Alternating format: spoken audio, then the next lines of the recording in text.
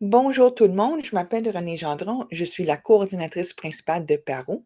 PARO est un organisme à but non lucratif qui appuie l'entrepreneuriat féminin à travers le Canada. Nous offrons de l'accompagnement d'entreprise, de la formation, aussi bien que des prêts et des micro-prêts. Aujourd'hui, nous sommes joints par Madame Marie-Josée Louis et elle va nous parler des croyances limitantes. Marie-Josée, je vous cède la parole. Merci. Donc, Christine, vous êtes là? Oui, je suis là. OK, excellent. Donc, je vais me présenter. Alors, Mhm. je suis coach en PNL. Je suis infirmière aussi de formation depuis 24 ans et maman de 3 enfants. Et avec un conjoint, ça en fait 4. Et, euh, et oui, je fais de l'entrepreneuriat dans la gestion émotionnelle, du coaching au niveau leadership dans des entreprises pour la motivation puis les employés, pour garder à profit aussi les entreprises, leurs employés, avoir la rétention d'entreprise qu'on appelle. Et aussi, je travaille aussi un peu en biais avec les gens qui vivent un peu au niveau de la santé mentale, des dépressions, de l'anxiété et tout. Mais tout ça dans l'émotion, on doit travailler l'émotion pour pouvoir atteindre nos objectifs, que ce soit dans des projets, dans des emplois, peu importe, pour pouvoir améliorer un peu notre sort dans le futur et être justement, acquérir le succès désiré. D'où là, la croyance limitante, c'est la conviction ancrée qui nous empêche de réaliser notre plein potentiel. La croyance limitante, c'est ce qui veut dire, c'est on a des émotions, on a vécu des choses à l'enfance ou au niveau parental ou peu importe de où qu'on vient, et ça nous met des barrières qui nous empêchent de nous réaliser. Mhm. Donc, souvent, nos capacités de faire quelque chose. Si je parle trop vite, juste me le dire, je vais ralentir un peu ma parole. Nos Mhm. valeurs personnelles qui peuvent être des obstacles limitantes. Parfois, on croit aussi ne pas mériter le succès voulu. Donc, on se met toujours, toutes les barrières limitantes, ça commence par ici, c'est toujours dans la tête. Hein? C'est toujours la tête et émotionnel. Donc, on se dit, on n'est pas capable, on ne va pas arriver. Vous me dites que vous êtes gestionnaire, donc avant d'être gestionnaire, vous avez probablement réfléchi à comment je vais arriver à faire ce que je veux faire, comment je vais arriver à avoir des clients et est-ce que ça va fonctionner. Donc, juste, on va revenir sur ça parce que les questions aussi peuvent être des sujets à sujet négatif et non pas positif. Donc, c'est bien de se poser des questions, mais il faut aussi se poser des questions en se disant, je me donne une petite tape sur l'épaule et je vais réussir ce que j'ai envie de réussir. Mhm. Jusque-là, Ça excellent. va. Excellent. Donc, les croyances limitantes, ils sont souvent d'origine de notre enfance, comme je disais, nos expériences, influences parentales ou de notre éducation. Donc, par exemple, si nous venons d'un pays extérieur, nous venons au Canada, je vous donne un exemple, et là, on a été encadré au niveau familial d'une certaine façon. Donc, nos parents déménagent, disent on va arriver au Canada, on doit fonctionner selon les normes qu'on dit canadiennes. Pas nécessairement, parce qu'on sait très bien que nos parents, parfois, ils vont dire, non, mais à la maison, ça fonctionne comme ça. Donc, exemple, tu dois rentrer à 5 heures. Le Mhm. repas est à 6 heures. Donc, on est conformé dans une boîte d'une façon non seulement de où nous venons, mais où nous sommes en ce moment. Donc, ça, c'est une croyance limitante de nos parents, familiale, dans un cadre familial. Lorsqu'on a une croyance limitante comme ça, parfois ou souvent, nous emmenons cette croyance-là dans l'âge adulte. Ça nous suit. Donc, nous qui avons des enfants, ce que nous faisons, c'est, OK, euh, exemple, Maxime, tu vas devoir rentrer à 5 heures parce que nos parents nous ont dit et nous ont formés ainsi. On va dire, Maxime, tu ne dois pas faire tes devoirs ainsi, mais ça ne vient pas de nous. Ça vient de ce qu'on a appris dans notre passé, ce que nos parents nous ont inculqué. Nous sommes arrivés ici et là, maintenant, voilà, on transmet notre croyance limitante en pensant que c'est la bonne façon de faire, sans poser de questions, sans dire à nos enfants, qu'est-ce que tu en penses? Est-ce que tu es correct avec ça? Oui. Donc, moi, c'est une croyance qui suscite des messages négatifs parce qu'on ne nous donne pas une liberté, non seulement à nous d'explorer d'autres choses, mais de donner à nos enfants ou à notre environnement d'explorer un peu plus d'une façon positive. Le mot positif, Christine, va être un mot que je vais répéter au moins minimum une quinzaine de fois. Donc, OK. attachez votre ceinture. Donc, nos messages négatifs souvent influencent notre comportement et nos décisions qui nous limitent dans nos actions. Donc, les questions.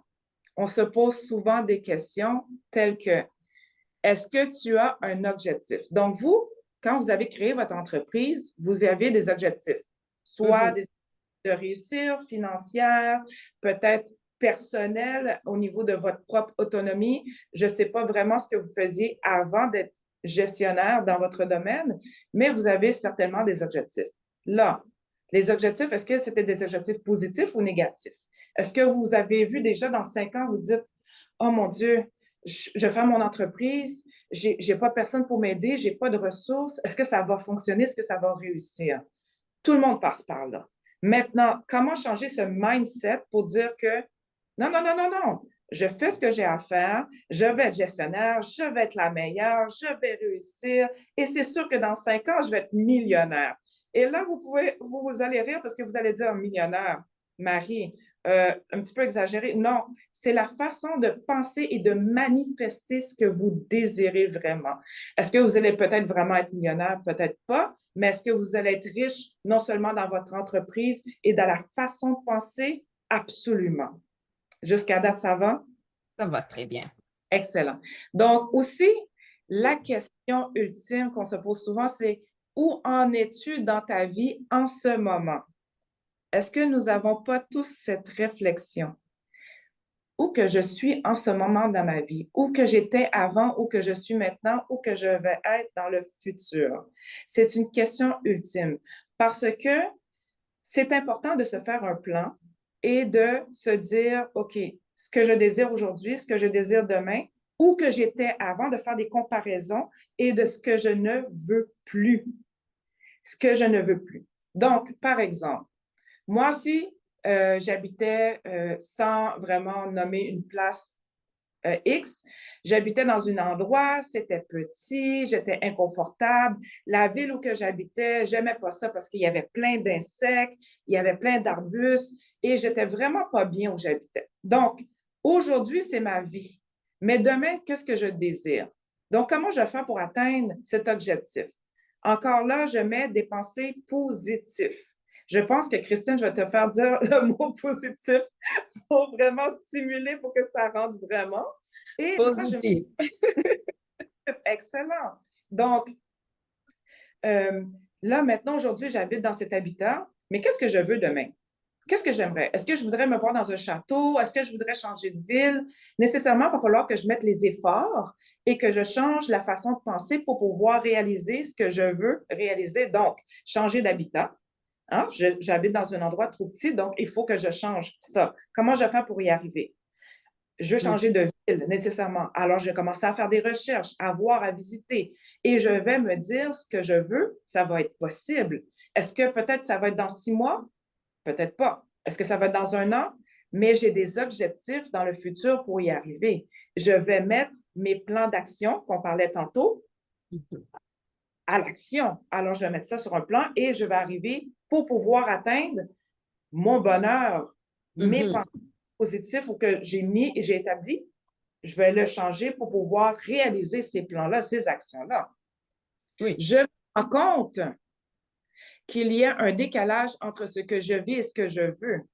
Donc, justement, quand on vit le décalage, c'est parce qu'on s'est dit, c'est pas réalisable. Je pourrais pas déménager.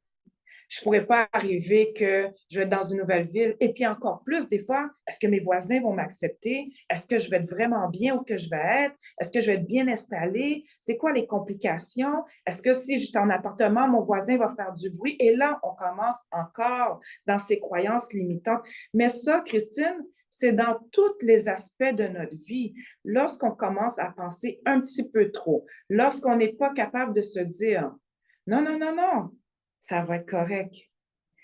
Et là, on se parle dans notre tête. On se dit, on va réaliser notre rêve. Que ce soit à petite ou à grande échelle, ça va bien aller. Hein, on l'a entendu beaucoup, cette phrase, ça va bien aller, il y a quelques années, pendant la période de la COVID. Mais ça va bien aller, c'est pas juste une phrase. C'est quand on a une assurance avec soi-même, qu'on est sûr qu'on va arriver à nos objectifs et qu'on met du pot, Christine, du positif. Donc, on va arriver à nos objectifs voulus. Donc, nos passés négatifs se limitent souvent à l'argent, notre temps ou les compétences. Là, j'ai une histoire pour vous. Les compétences. Je vous ai dit au début de ce Zoom que j'étais infirmière. Donc, un temps donné, dans ma période de vie, je cherchais un nouvel emploi et j'ai appliqué dans un poste d'infirmière X. Et je passe l'entrevue. Et la dame commence à me dire, ah, je vois ton CV, j'ai un poste de gestion pour toi. Je me dis, un poste de gestion? Non, non, non, non, madame, je n'ai pas appliqué pour un poste de gestion. Clairement, moi, puis la gestion, les papiers, administration, ça ne marche pas. Non, non, non, non, je suis venue pour un poste d'infirmière. Elle me dit, oui, mais c'est parce que j'ai un poste de gestion, puis j'aimerais ça, puis et tout, sans vraiment me donner des raisons. Et moi, je me suis mis déjà des croyances limitantes. Je viens juste de vous le dire en plus. Je ne fais pas la gestion, je ne suis pas bonne dans les papiers, j'aime pas ça, je déteste ça en fait. Pourquoi je ferais de la gestion? Et de toute façon, qui va m'écouter en étant gestionnaire? Elle insiste, elle me dit oui, oui, oui, je veux te mettre dans un poste de gestion. Et dans ma tête, Christine, je me suis dit, pourquoi pas? J'ai jamais fait ça, mais pourquoi pas? Si je n'essaye pas ce poste de gestion, comment je vais faire pour savoir ce que je vais réussir ce poste de gestion? Tout simplement, lorsqu'on débute, peu importe que ce soit dans l'entrepreneuriat, que ce soit un projet futur, il faut s'entourer d'outils et de ressources. Rien ne se fait tout seul.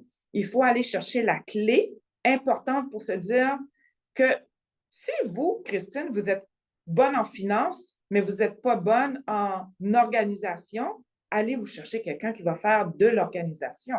Si vous êtes bonne dans faire des plans, mais vous n'êtes pas bonne dans les ressources humaines, allez vous chercher quelqu'un qui va vous aider, vous outiller pour les ressources humaines. Finalement, Christine, j'ai fait le poste de gestion. J'ai fait le poste de gestion et oui, ça a été de longue haleine, mais j'ai réussi. Et par la suite, j'ai fait d'autres postes de gestion. Donc, est-ce que j'aime ça plus aujourd'hui? Non, j'aime pas. J'aime pas la gestion. J'aime plus prendre soin des êtres humains que de faire de la gestion. Mais dans mon entreprise aussi, je fais de la gestion. Donc, je délègue et je mets une réalité où que je sais que je ne suis pas bonne dans tout, mais je suis consciente que je m'en vais chercher des outils et je garde ce mindset positif pour pouvoir réussir en motivant, en allant chercher les ressources nécessaires pour pouvoir avancer dans mon entreprise, tel que sûrement que vous faisiez en ce moment en date d'aujourd'hui. Ça va? Ça va.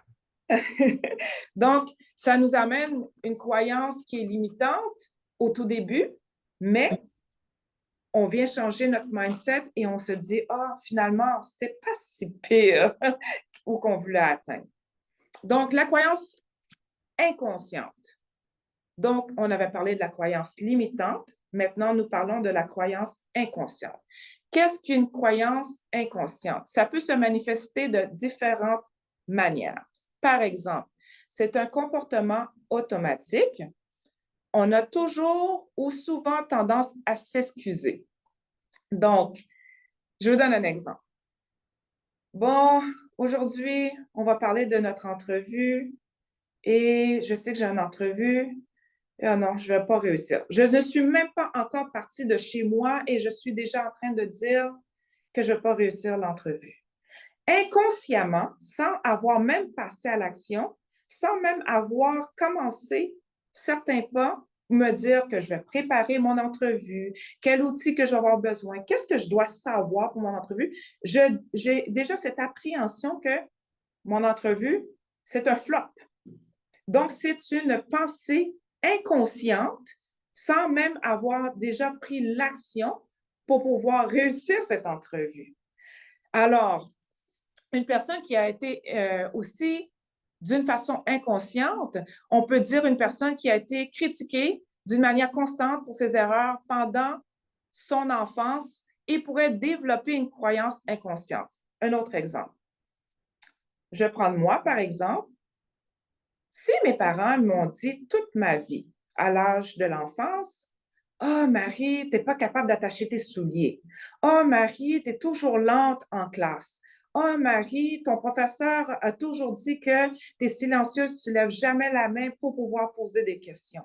Oh, Marie, mais pourquoi que tu as toujours, ça c'est un classique, pourquoi tu as toujours 60 et non pas 80 à l'école? Ça, on le sait tous, on l'a tous vécu.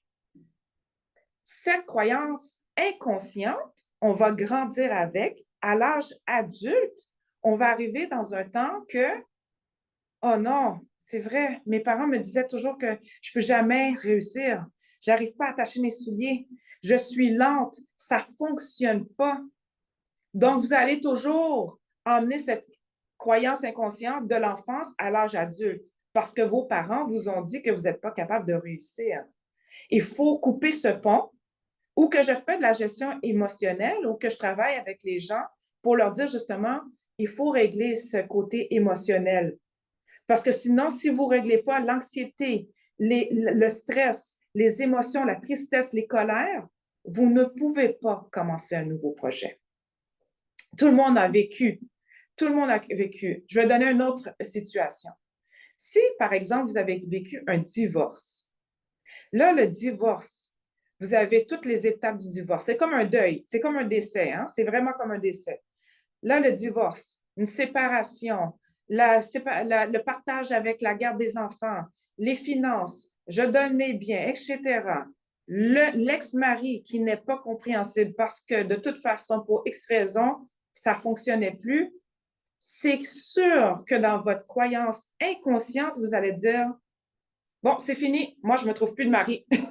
Je ne me trouve plus de mari, je ne tomberai plus en amour. Cette expérience-là, ça a été un désastre.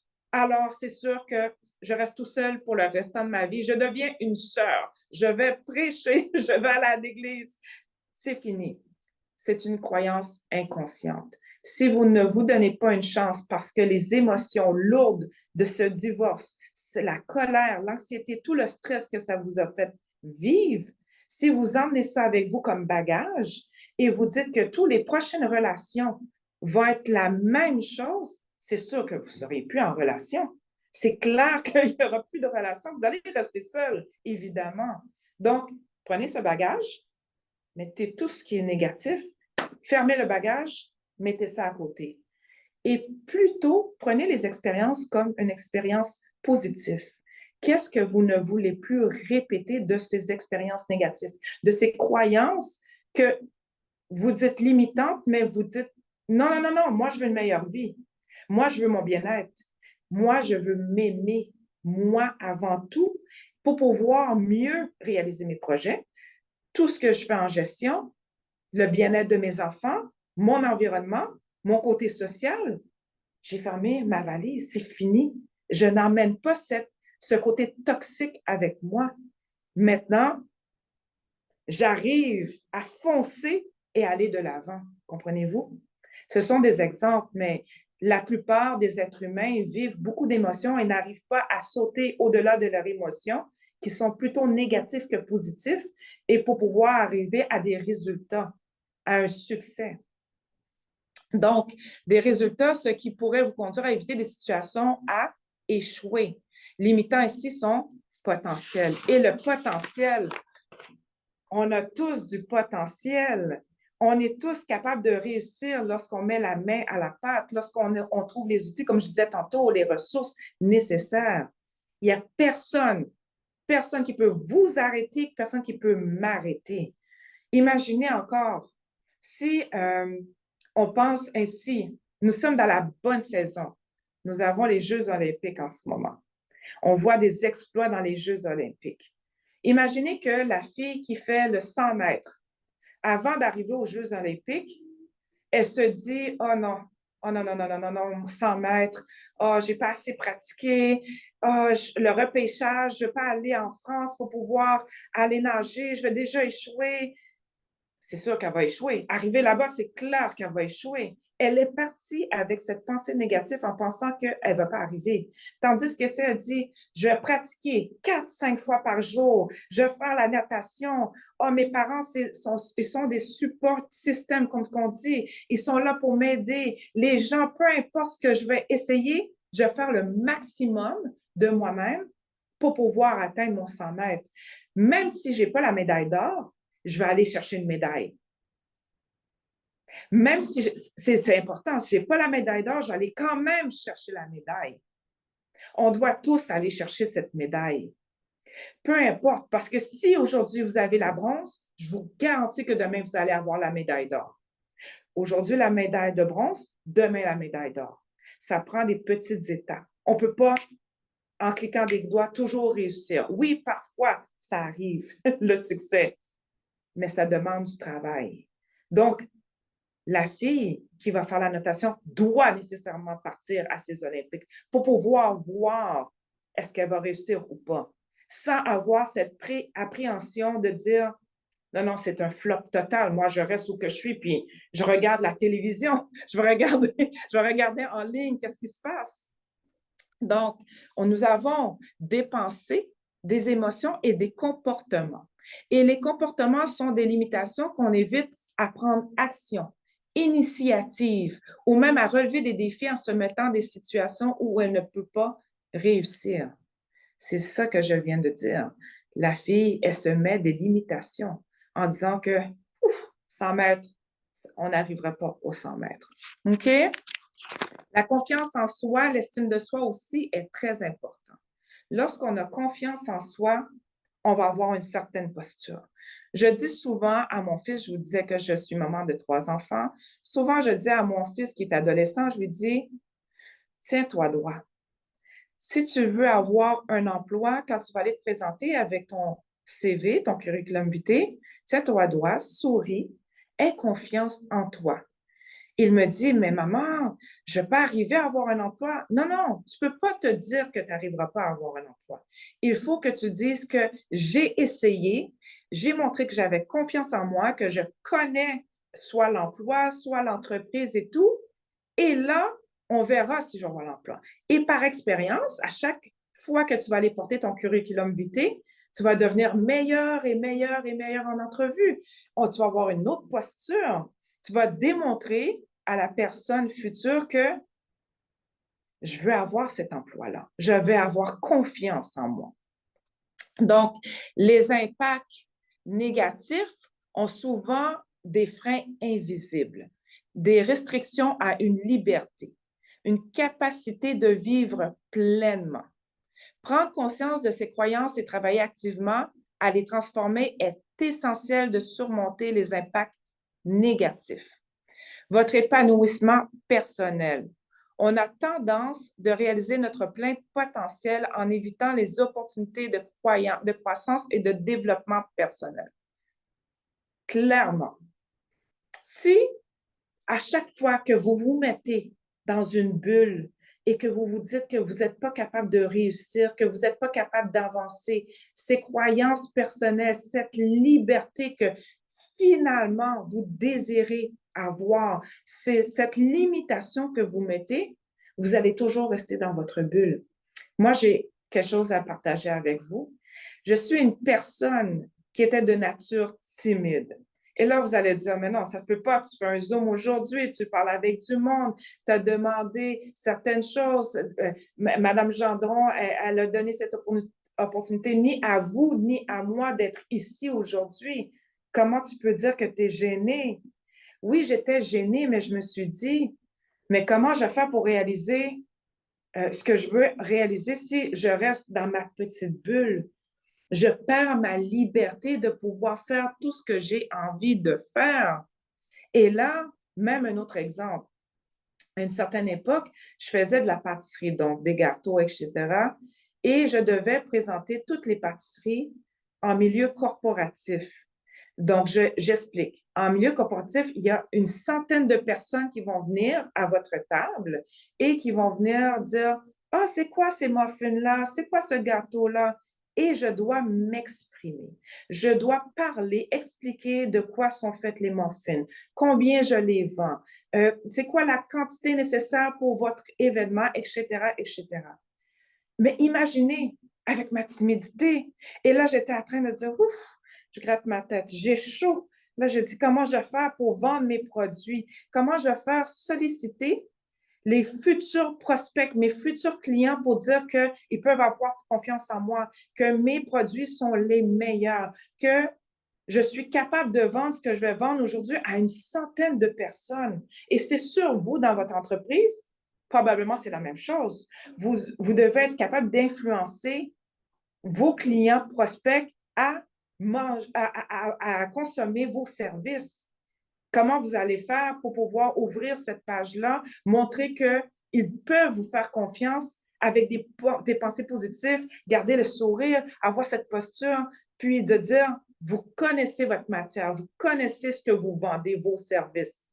Donc, à la fin, au début, j'ai dit à mon mari, j'ai dit, viens avec moi. Il me dit, non, non, non, non. Il dit, je ne veux pas venir avec toi. Pourquoi? Parce que c'est ton entreprise. Tu dois te pratiquer. Tu dois montrer aux gens que tu connais ta business. Tu dois montrer que ton positivisme et que ta confiance en toi, elle est là. Est-ce que je me suis un peu accrochée? Oui, mais à la fin, quand j'ai fait ça 2, 3, 4 fois, je pouvais parler de mes brownies, de mes muffins, tout ce que je vendais et mes événements que je pouvais faire en corporatif. Et là, j'avais du plaisir. Là, j'étais capable de socialiser, de sortir de mes émotions intérieures qui étaient négatives, de cette liberté qui me mettait dans une bulle et me dire, ah, oh, mais c'est pas si compliqué, c'est facile. Donc, oui, la liberté, ça l'emmène une liberté, ça l'emmène une confiance en soi et ça l'enlève toutes ces barrières limitantes lorsqu'on sait où qu'on s'en va, lorsqu'on met en pratique ce qu'on veut vraiment, ce qu'on désire vraiment. Ça va? On garde le côté positif? Hein, Christine? Oui, je suis là. Je Yes, suis 100%. yes, yes, yes. Yes, Donc, yes. de votre carrière professionnelle, tu pourrais restreindre tes ambitions aussi. Tu pourrais aussi restreindre des opportunités de promotion ou de rôle. Là, quelque chose me vient en tête. Au début de ce Zoom, sans rentrer dans un espace personnel, on vous a offert une opportunité. La personne qui nous a mis en connexion ne vous connaît probablement pas à 100%. C'est la meilleure exemple. Et vous souriez parce que vous le savez que, oh, wow, que je suis reconnaissante. La personne en question ne me connaît pas, mais m'a posé une question, m'a ouvert une porte me disant, est-ce que ça vous intéresse? Et vous avez dit oui. Oui, Pourquoi? Parce que vous voulez sortir de cet élément où que vous dites, moi, je veux avancer.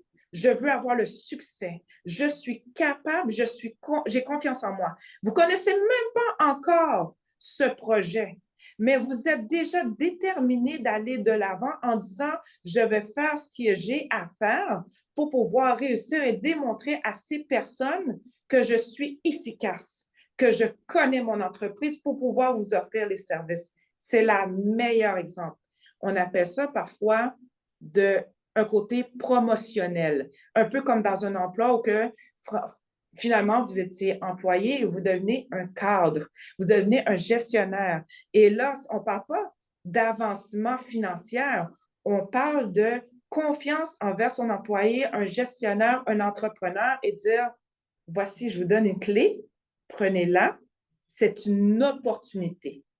Et là, cette petite bulle que je parlais tantôt, et je suis sûre, je vais vous donner 5 secondes à réfléchir Mhm. de où que vous venez au niveau entrepreneuriat et où que vous êtes aujourd'hui.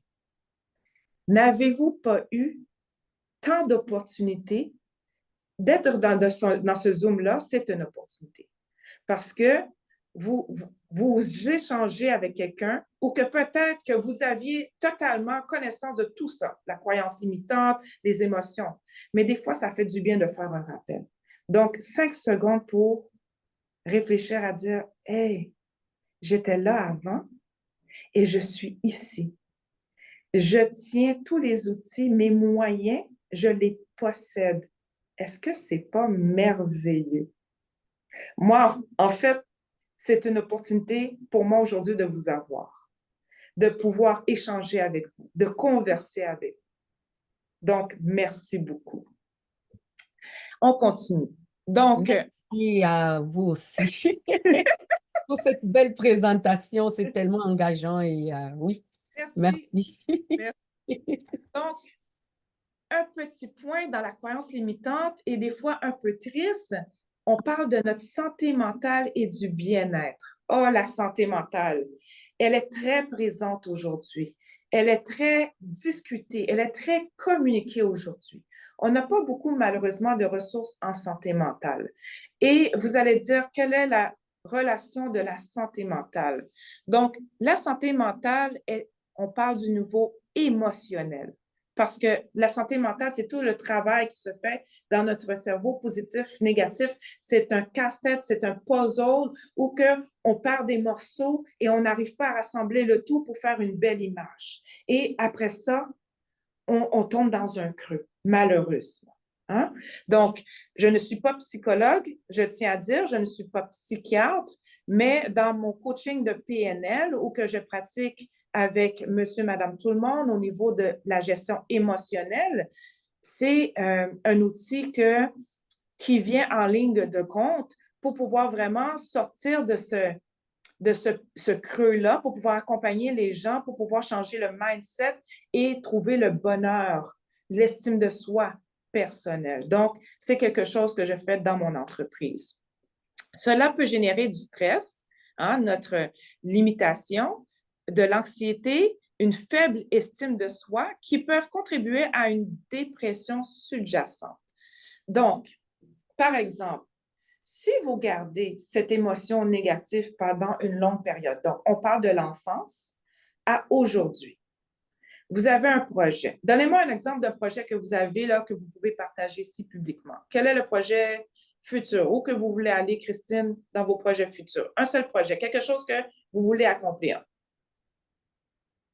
Je vais j'aimerais recruter 10 participants pour ma formation OK. avec les entrepreneurs. Comment vous allez faire ça? OK, bonne question. Donc, je me suis dit, je vais m'adresser aux pourvoyeurs des services, voilà, enfin, les gestionnaires des organismes qui offrent des services aux individus, à n'importe qui. Je vais aller leur parler pour voir si on peut faire des ententes de partenariat Mhm. pour voilà, qu'ils puissent me référer des participants à la formation. OK. Donc, vous allez faire ce recrutement soit par FaceTime, par Zoom, ou vous allez appeler des personnes, ou comment vous allez avoir cet échange? D'abord, j'ai ma fille autiste qui veut demander quelque chose. Oui, I'm coming. Go sit down, please. Désolée. Pas de trouble. Je Donc, vais avec elle. Alors, on parle en même temps que je descends. Elle veut que je lui donne quelque chose en bas. il n'y a Alors, pas je de dis que je vais aller parler au... j'ai d'abord deux choses. C'est de parler autour de moi de cette formation. Parce que oui, l'objectif de la formation, en fait, c'est de pouvoir autonomiser les entrepreneurs. oui. Donc, de rendre autonomes dans la gestion de leur entreprise. Parce qu'il y en a beaucoup qui ont des entreprises, mais après, ils ont quand même des défis dans certaines compétences. Et OK. puis, moi, je vais leur offrir des compétences dont ils ont besoin. Donc, j'ai employé au moins 9 experts qui vont travailler dans la formation pour OK. outiller les entrepreneurs. Alors, je vais parler autour de moi des entrepreneurs que je connais, ceux que j'accompagne déjà. Et aussi, je vais aller voir les gestionnaires de ceux qui ont accès à du monde. Comme ça, ils vont m'aider à trouver des personnes. Donc, le but de ma question était celle-ci. Mhm. Quand vous allez communiquer avec vos prospects, lorsque vous allez parler avec les personnes que vous désirez recruter, imaginez que vous êtes dans un aspect non seulement communicatif, qu'on entend votre voix, mais visuel, puis vous êtes dans une position comme bonjour, j'aimerais vous recruter parce que j'ai une belle offre à vous offrir. Et là, c'est oui, est-ce que vous désirez travailler avec moi? Là, je fais ça très, très court. Mais si votre aspect est vraiment dans un ralentissement émotionnel, vous êtes dans une tristesse, vous avez de l'anxiété, vous avez beaucoup d'émotions qui ne sont pas réglées, alors ce sont une problématique dans l'avancement, dans le succès, dans ce que vous désirez, parce que les gens vont ressentir la façon que vous allez communiquer votre besoin. Les gens vont ressentir, ils vont dire, mais comment je fais pour travailler avec elle? Parce que si elle est toujours comme ça, il n'y a aucune communication, aucun échange que je vais pouvoir faire dans le futur, non seulement pour la personne que vous allez recruter, pour son succès, et vous allez même emmener cette personne-là dans votre émotion négative, contraire à l'appréhension que cette personne-là aura déjà faite avant même de vous rencontrer. Donc, dans cet aspect-là, si vous n'avez pas réglé les problèmes dépressifs ou qu'on parlait de la dépression, vous allez clairement échouer et vous allez faire aussi perdre un temps à votre personne prospect dans laquelle que vous avez un désir profond. Exactement. Vous avez un plan. Mais si Oui. vous avez pas réglé l'émotion, vous êtes en échec total. Donc, la croyance limitante peut partir non seulement de l'enfance, d'un événement récent, même d'un événement présent, mais il faut régler ces croyances limitantes personnelles. Il faut, comme je vous disais tantôt, votre bagage que vous avez, il faut tout serrer, il faut tout envoyer. Les bagages, habituellement, on les utilise pour aller en voyage, mais il y a aussi des bagages émotionnels qu'on doit fermer clairement et ne plus ouvrir. Oui. Donc, c'est une pression que vous allez faire ressentir aux autres, à votre environnement, à votre côté familial. Il faut vraiment les régler. Donc, même cette dépression, ces émotions négatives peuvent vous amener à un épuisement et à des efforts répétitifs parce que des fois, dans vos croyances, vous êtes dans le déni. Vous allez communiquer, vous allez agir, votre comportement va refléter quelque chose que vous ne voyez même pas vous-même. Et là, ça devient épuisant, ça devient une lourdeur. Donc, il faut que vous mettez votre mindset à zéro et que vous ayez des croyances positives. Yes! Voilà. Excellent, excellent. Maintenant, on va finir ainsi. On va parler des solutions parce que tout problème a une solution.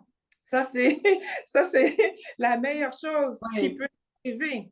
Donc, tout problème a une solution. Cela nécessite une combinaison de prise de conscience, de réflexion active, donc la pensée positive, et de pratique régulière. Je vous disais tantôt, quand j'allais vendre mes muffins, mes gâteaux, à répétition, je pratiquais pour sortir de ma bulle de timidité. Et à chaque fois que j'allais dans un événement corporatif, je m'améliorais au niveau de ma communication, de mes clients prospects. Je cette limite. Je n'étais pas capable de mes gâteaux. Donc, voici des outils efficaces. Prenez en note.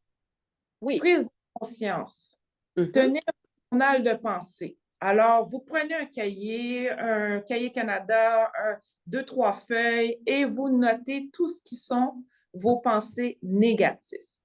Donc, pensées négatives, vous les mettez, vous faites une liste.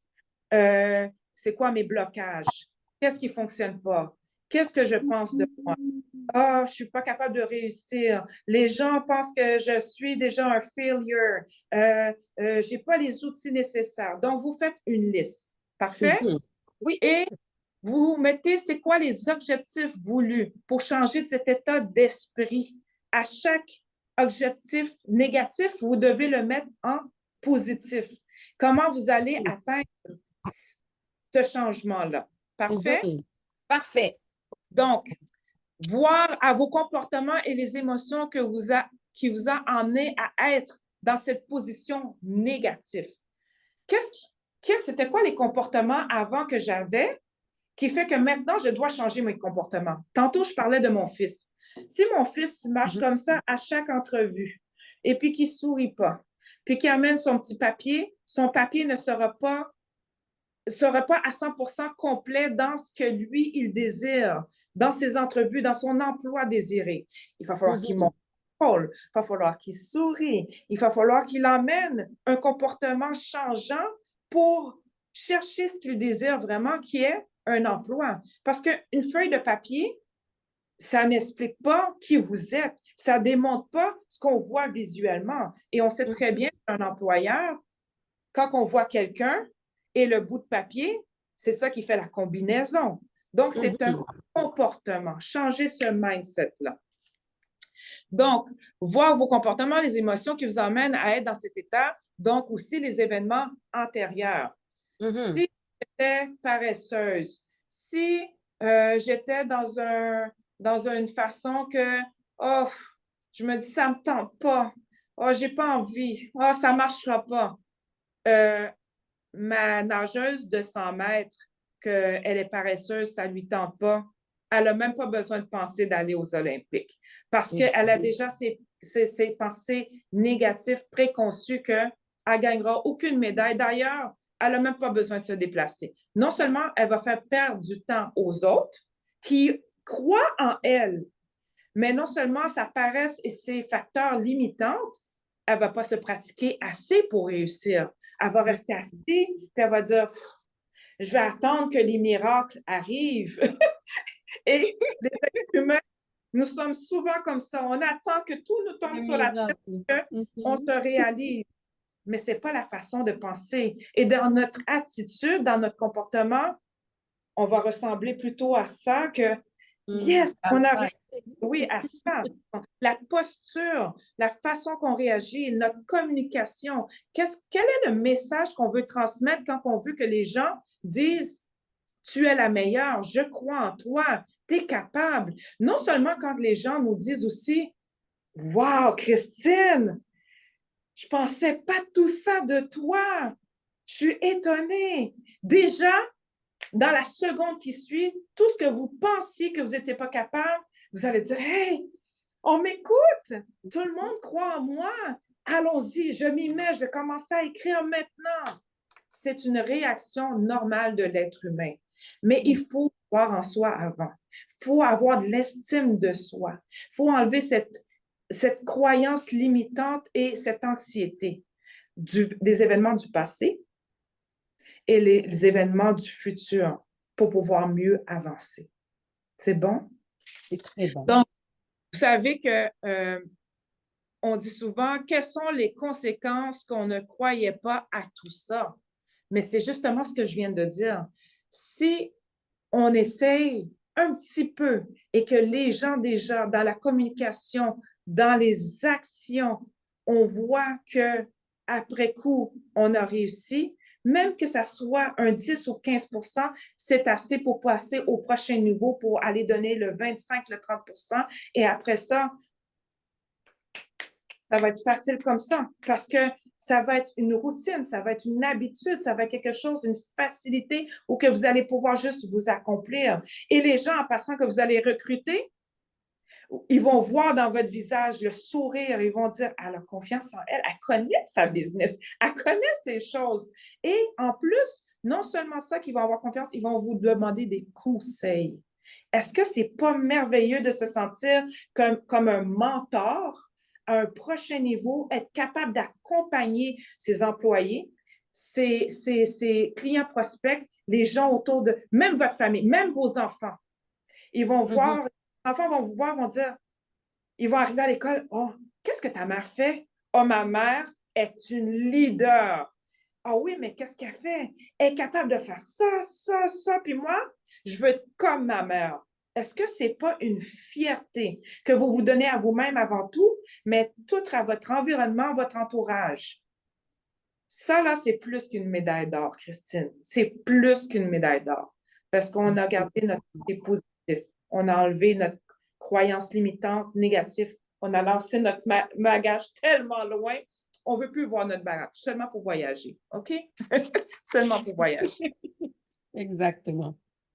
On doit faire une reprogrammation mentale, avoir des affirmations positives, faire de la visualisation manifestation. Ça, c'est quelque chose aussi que je travaille en gestion émotionnelle, manifestation. Beaucoup de personnes ne croient pas à la manifestation. Donc, au début de notre conversation, je disais, dans 5 ans, voyez que vous allez avoir 1 million de revenus. Ça, c'est de manifester ce que vous désirez. Ce n'est pas préétabli. Vous n'allez peut-être pas avoir 1 million. Mais croyez-moi, à force de reprogrammer cette pensée en positif, travaillant chaque jour, faisant des plans, établir un objectif voulu, je vous dis que cette manifestation va se réaliser. C'est un travail en soi. C'est des applications qu'on doit faire. Les gens vont dire, oui, mais c'est comme une bulle magique. Est-ce que c'est une madame qui va lire des cartes? Non, c'est pas ça la manifestation. C'est du travail de soi. C'est de reprogrammer tout ce qu'on ne veut plus dans votre journal que vous allez faire, tout ce qu'on ne veut plus et mettre tout ce qu'on veut maintenant en date d'aujourd'hui et dans le futur. Parfait? Exact. Je fais du coaching, comme je disais, de vie. Donc, en tant moi-même coach PNL, je élabore des stratégies et je vous aide à identifier vos croyances limitantes pour les surmonter et travailler sur votre développement personnel. Donc, en combinant des approches, mais il y a aussi plein d'autres approches ou d'autres solutions à trouver en éliminant les croyances limitantes, vous pouvez développer un état d'esprit plus positif, avoir plus d'opportunités et ça à 100%. Les opportunités vont juste vous tomber à gauche et à droite si vous mettez un peu de vous-même et avoir une vie plus épanouie.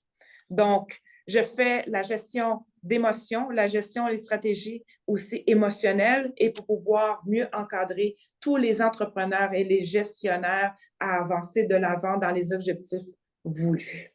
Donc, c'était la présentation d'aujourd'hui. Je le fais avec le sourire, je le fais avec épanouissement. Donc, j'espère sincèrement que pour vous, vous allez trouver l'expression et la clé. Bien, merci beaucoup, Madame Marie-Josée Louis. C'était une excellente présentation. Il y a eu beaucoup de perspicacité et c'est vraiment important d'avoir de l'amour-propre et de la confiance en soi pour être capable de se bien présenter. Si on ne se présente pas bien, c'est parce qu'on n'a pas de confiance en soi. Puis, comme vous avez dit, si on ne croit pas qu'on peut le faire, pourquoi est-ce que d'autres personnes nous croiraient? Donc, c'est vraiment un cercle positif ou un cercle très vicieux. Et il faut le renforcer au niveau positif. OK, super. Donc, je glisse un autre remerciement pour Madame Louis et je vais aussi glisser un petit mot pour Paro. N'oubliez pas que nous sommes fiers d'accompagner les femmes francophones, anglophones à travers le Canada. Et si vous avez des questions au niveau de nos services, prière de rester en ligne après la session et je suis heureuse de vous appuyer. OK, donc merci et je ferme l'enregistrement. Merci beaucoup. Merci beaucoup.